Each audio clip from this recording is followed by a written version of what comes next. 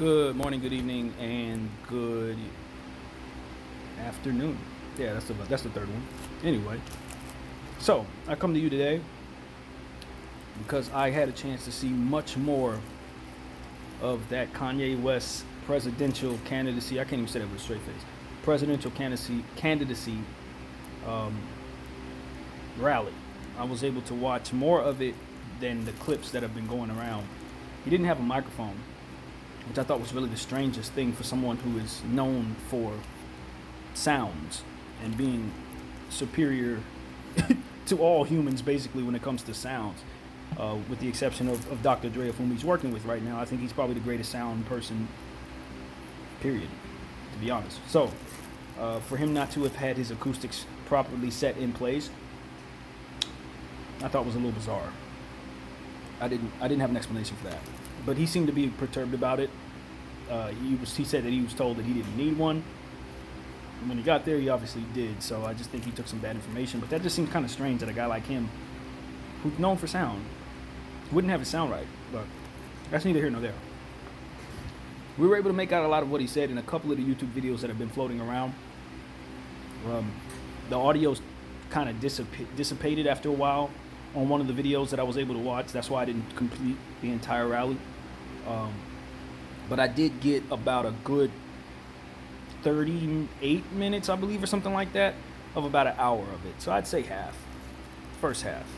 And, the clip that's going around, let me tell you, I'm going to be honest with you guys. The Harriet Tubman thing, when I first heard it in the segment that's going around, I thought it was as wild as anything I had ever heard him say. And I wasn't surprised that he would say it because he's that kind of person. But he did that on purpose. Like, I want people to understand that was not him spazzing out when he said that. He said it, he meant it, and he was alluding to something. And that was supposed to be the punchline, alluding to a deep point. But I didn't like that he did it that way because he disrespected Harriet Tubman. Harriet Tubman's intentions were to make it so that people who weren't able to have any freedom were able to get that freedom. Now, Kanye's alluding to the illusion of freedom when African Americans were freed but still asked to work for little to nothing, or still asked to get their bread from the same people that they were working for, slaving for. And that's why Harriet Tubman was passing the slaves from one working white master to the next working white master, so to speak. I didn't articulate that quite as well as I would have liked to right here, but that's basically what he was alluding to. He's basically saying, yeah, she freed the slaves, but delivered them right to another white person to basically work for. That's what he was saying. And he alluded to today's athlete. And he was saying that the athletes are still taking their money from white billionaires and don't have the buying power, which was ultimately the point of the Harriet Tubman statement. So by the time he got around to everything that he was trying to say, you got it and you understood what he was saying, and you were like, that's witty. And of course, when you say something like that, people turn off the tape and take it out of context and plaster only what you said. And he knew that.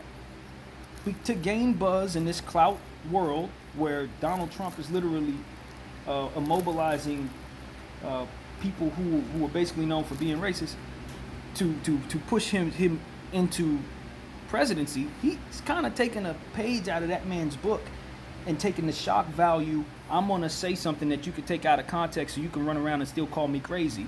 And then when you get it in context, you'll understand the point that I was alluding to, and it would have been deeper than anything you would have thought of yourself. That's Kanye's way of communicating when he gets on these rants. And this was no different. He's done this many times in many different ways. And I'm starting to understand that communication style from him. I was still offended, to be completely honest. I was offended even in listening to it in its totality, because You didn't have to use Harriet Tubman's intentions and define her intentions as if they were not for us to be freed, as if she had intentions, or that you had proof that she had intentions of delivering us to other white people to continue to work. And mind you, the plight of the slave versus the plight of the employee are two very, very, very different things that should never, ever, ever be paired together. And that's also what he did in that statement. It was very, very disrespectful. They were being taken from slavery. They were being led away from slavery into the freest possible circumstance. And Harriet Tubman's legacy stands tall. She was not selling her people like they say Africans were doing in the past with the beginning of the slave trade. That's what Kanye West's words alluded to within outside of its context. He knew it would do that, and I hold him accountable for that. I didn't appreciate it.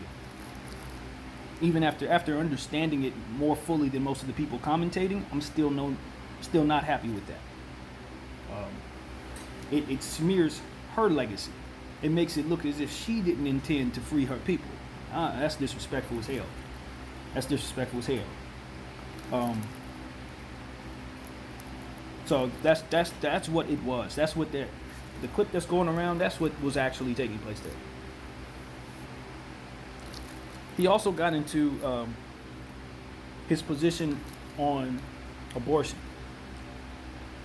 and I think midway through conversation, after listening to people that he allowed to speak, which I thought was a very good thing that he did, by the way, as most candidates do, they allow people out in their crowd to speak and give them an opportunity to express themselves, and he did that in the crowd, and it was good to see some African American faces being given those opportunities in such a situation. It's not something that we're seeing in Trump rallies, to say the least, but nevertheless, some of the things that came up were his views on abortion. And he got into how his father intended to abort him, and his mother fought for him, and he's here today because of it.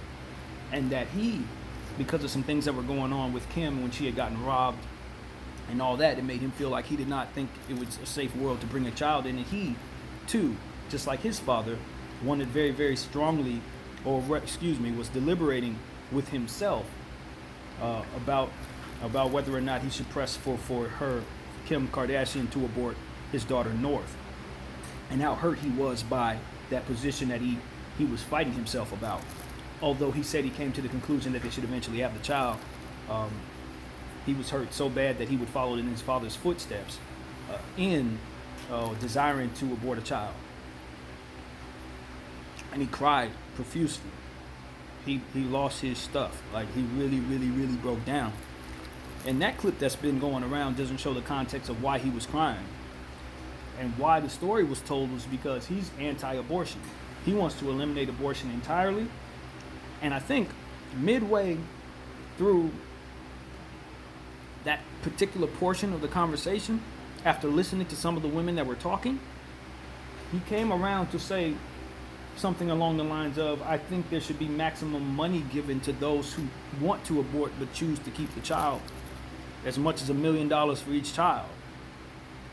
And it was like, well, the whole room started buzzing, like, well, we can get $100 million for having a baby? Do you know how many people are going to take advantage of that just for the money? So that was a talking point. And then he came around to change his tune to basically saying, well, the option should be there for abortion, but we also want to give the option of money. So basically his policy literally changed right before our very eyes, based on the commentary that he was receiving with the people around him. Now, I don't know if that was by design, because Kanye West could literally be that smart, or if it was just happenstance where he's listening to people and he just flows with whatever people are telling him, which also lends to itself to why he would ever find himself in some of the situations he's been in, because his mind sways with the opinions of the people around him. Either way, I don't know that that is a good thing, especially when looking at that presidential candidate. But in and of itself, it's a good thing that someone would be willing to listen to others and change their opinions. So that's a good thing. I like that and don't like that at the same time for different reasons.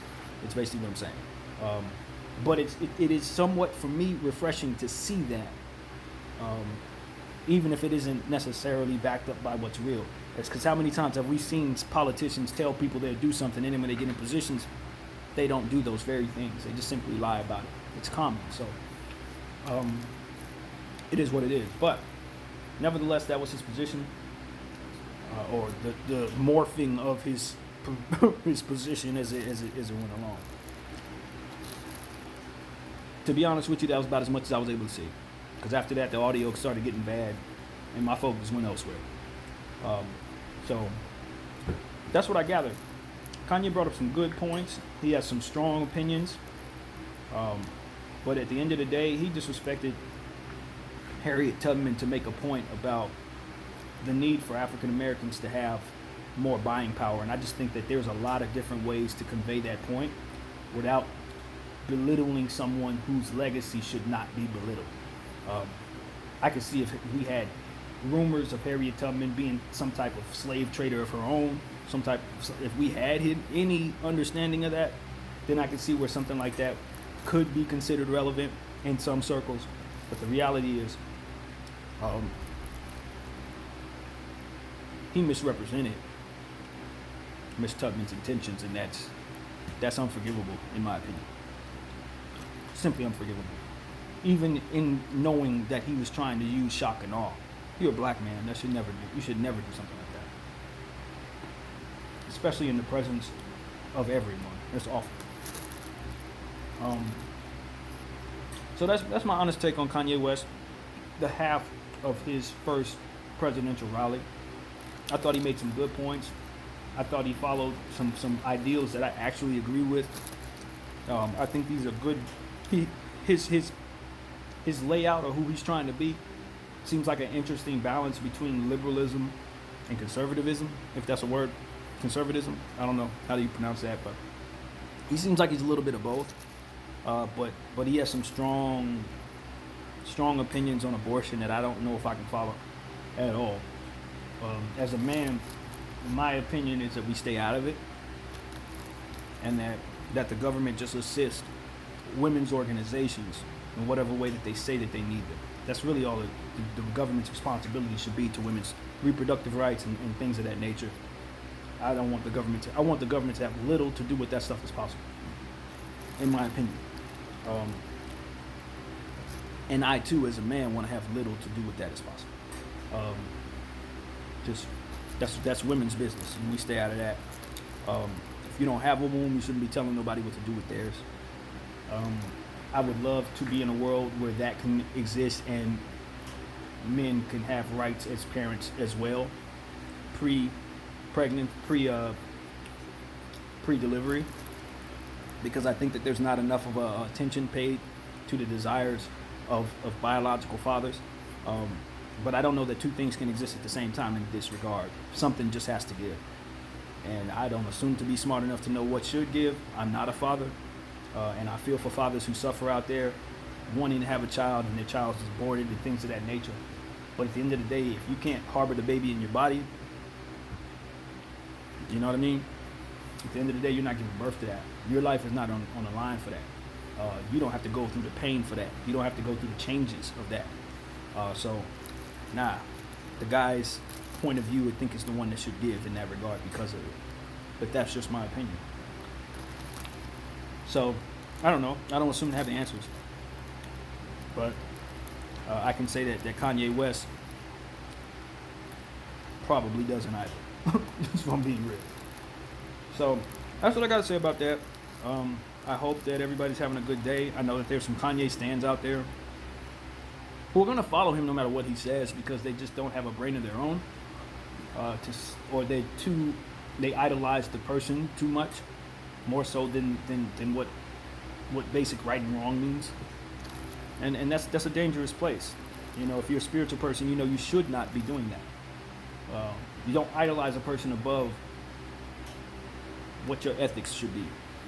That's a mistake.